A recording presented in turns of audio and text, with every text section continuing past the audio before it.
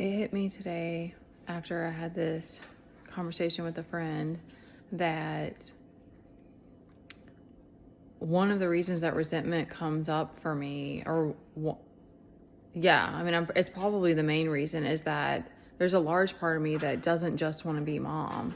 In some way or another, becoming a single mom is put on you. Like, who wants to be, like, in some ways I do love it, because like there's a lot of it, just like me and Teddy doing stuff that's been wonderful, but it's been a lot of insanity and things that I wasn't ready for, and that were extremely emotionally difficult, and I could go, and that, like your kid just driving you insane and stuff, and then not having a tribe, and there's stuff like that just comes with when you have a partner. Like, we used to hang out with my dad, with Teddy's dad's, with his work friends, and because it's hard as a mom, like you just don't have all this time to have friendships anymore. So if you have other moms friends that are having babies at the same time, those become your friends. Our neighbors across the street, they hang out sometimes because they're both homeschooling their kids, and they'll like hang out on each other's porches, and I don't know their people's situations, but it's how it is. Once you become a parent, you don't have your own life anymore like you did before. But like, I was working at a gym, and John would keep Teddy sometimes, because like he wasn't even old enough for me to take him to the daycare for a while.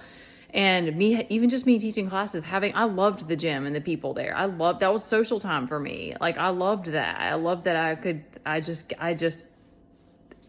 I was thriving much more so. Like, I was first dealing with postpartum, like I was learning how to be a mom, but there was things about motherhood that just come natural. And again, there's things about it that I truly love, and it's very sacred to me. But even at that time, having the daycare, having John, we had a neighbor who kept my kids so I could work some part-time. And so we had this village of people. And then I moved home, and my parents were help at one point, but that ended up becoming the opposite of that. And so, then it's like, and one of the reasons I went and started teaching again is because, and then I also went and took the course to do personal training, because I was like, I want to do other things. And I've always been about self-improvement. I've done like goddess classes, and I did the gauntlet program. That one was a reach out for help. Like, there have been some that were support. There have been some that like I attract magnetized in some way. Like I was open to it, but like, that I love that stuff. I love studying. I would love to go back to school and study. I would love to have like a dance class that I could go to every week. I would love to be in a barn working with horses. Like, there's lots of things that I would love to do, and that have been sacrifices that I may be choosing and not opening myself to. Like, there's a online class that I'm going to try to take soon, because she lives in another state, so I couldn't even do it here. But like, the point is, like, I recognize I have this conversation that I had today, that it was like, that's one of the reasons that it is also so hard for me, is because I'm like, it's not even just sometimes that I want to break. It's like, I want to do things that I want to do. And then there's other times where I'm like when we're going through the extreme stress, but that too, like, it would be easier to take on more if I had someone keeping my kid, because I had a job for only 2 months, but I remember how much I loved that job, because it was like all the people that they fed us when we were there. They were wonderful. Everybody I worked with was wonderful. I worked with other teenagers, and they would talk about boys all the time, so I didn't really enjoy that. But like, everybody was like, they took care of each other. They paid you well. They paid their people really well. It's just why they didn't have a lot of turnover rate with their servers and stuff. So it was like a family. Everybody was in it together, and they had each other's backs. Like, it was just really cool. I loved it there. And then I didn't get to stay because the girls that were showing up for me couldn't show up on time, and they were wonderful too. The therapists that work with Teddy when we were having home training, and even in clinic, they were all wonderful. Like, we've been very, very lucky in a lot of ways and I enjoyed actually going to the IEP meetings and having to like listen and stand up for him and like work with those people, and that they were, they did have resources, and that like it was good. It was just, he ended up, his behaviors got way worse, and it was just difficult because of that. Trying to multitask. because I couldn't like check on him. I couldn't be there. And I only got like secondhand reports. And then when we went to and had the in-person meeting, that was when it was like really bad. And that's when we pulled him out and started doing therapy. And I think about that all the time. I'm like, if he was in school, it would give me so much more time to have a break and figure other things out and figure out work. And there's a lot about, it's very, very hard in our situation for me to try to be doing homeschool. Like, it's crazy. So, there was something else I was going to say. Is that it's like, I said to this person that I was like, women don't want men. We don't need men to be perfect. That's not like yeah, like that's not a thing. But I think I said, like, we want you to be, I want to know that you're there because of all, like, for me, especially because of like the way that it's just been so much inconsistency with people in our life. And then when it comes to a partner, it's like, yeah, like that, you showing up consistently makes me feel like you care, like, and I feel safe. And there's also like this having this willingness to, it's not even change. It's not change because it's like once you start to love yourself, you don't want to be in self-sabotage. Like it's just natural. It's like, cause like for me, I'm lucky. There's things it's hard to speak on because I'm like, I didn't really get involved in drinking and drugs and stuff. So I can't fully relate to people who have been on that road and how hard that must be to try to like get away from it. But like, I was so obsessive about my body and fitness and image. And then I was all immersed in that environment because I was teaching, I was training, I was with those people. And it's very narcissistic.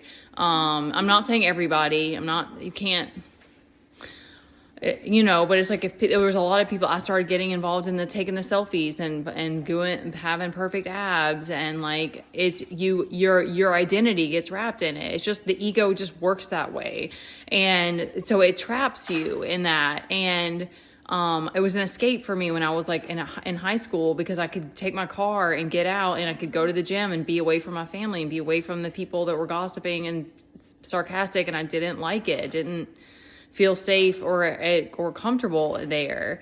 So, and the gym became my that I was like always looking for this family type of thing. And so it's not like it's all bad or like the gym is bad. It's not black and white, but it's like, I even had people when I was like in high school still that were like, I would take the spin classes. There was this like spin and run class, and they got one of the guys, and I always got along with adults too. And they were all adults, but they were cool. And the one dude was like, you need to go be with kids. Like, just go.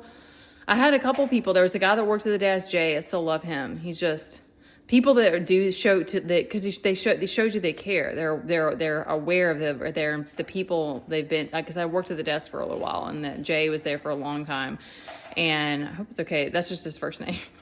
And he was like, I'm worried about you because I lost my period for a while. I lost a bunch of weight. I just immediately became extremist. So I was like, I've got to run races and I got to win and I got to do the most. Like fire signs also, like we're always trying to do the most. Okay, listen.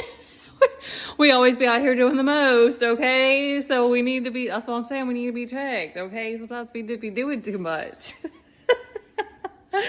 My Mars is in Gemini too, because I love the variety. I'm like, oh shit, a new gym, this is a whole playground. Like people that would come to my classes, I would come up with all kinds of crazy workouts. I still love that stuff. Like the creativity for me was a lot of fun. I had one guy, and I miss having clients that were like consistent. That was fun for me, having them and being able to do that and inspire people and stuff. But like the one guy was like, I'll like do your crazy workouts. It goes because you get bored doing like the same things all the time. And I still did a lot of that too. Like but I'm very like old school. I'm like push-ups, pull-ups, squats, lunges, running. But I liked all the crazy plyometrics. Like we would do death frogs. I think I called them death frogs or something. It was like squat, jump forward, and then into a burpee. Anyway, I think I lost the point of this. I think it just comes down to like letting yourself, because like I feel like my healing really started when I did the gauntlet, but then it was like when we moved into this house and I knew that I didn't really have the support that I was going to need from my family. And I was because I also became obsessive and crazy again. You know, when you're pregnant, you can't be, your hormones won't allow it. And there's, you know, you're creating a baby and you're exhausted and stuff. But like, after that, I got crazy again with it when I not when I was working out in Florida, but like when I moved here, because I got into lifting. And then when I moved here, I started teaching again, and I was around that like energy of like, it was just boot camp style, like classes. It was like, go as hard as you can. You got the kids here. You just got to get it done. And it was like, but it was crazy. They were intense workouts. So I got back and the people there wanted that. They wanted it. They wanted hardcore. So it was like, I got back into that mindset, and I started using that as my outlet for stress when I was like, cause like Teddy was getting kicked out of daycares. It was like this, and he stopped taking naps. Like, could just go on and on about all the things. And then I finally was like, okay, my kidney. And then I got diagnosed with autism, and I was like, okay, like, once 2020 came, we were forced to be inside. I lost my job. I was like, it's time to start healing. And that was 5 years ago now, because I started meditating and getting into spirituality that summer. And then I found a meditation group, and this guy started helping me. I started doing Reiki. I need to be doing that more consistently. But now trying to work again, it's brought a lot of these memories back. And I'm like, it's so different now though. Cause I'm like, I know my capacity, and I'm like, you just have grace for yourself. And the fact that we're very human and fragile, and my nervous system is already at, you know, sometimes at capacity just being mom. And I'm not going to hate myself for that, but I don't want to just give up and think you're like rebuilding yourself. But you're also just learning how to like give yourself breaks and stuff, which again, fire signs be doing the most, and that's hard for me, but we be trying. Okay, we be dramatic about it, getting a little dramatic about it. Okay, getting a little extra about it. But that, just because I'm getting extra about it doesn't mean that I'm not going to get back. I'm not crying and I'm a hot mess on the floor today, but I'm going to get back up and I'm going to do my little, I'm going to shake it. Okay.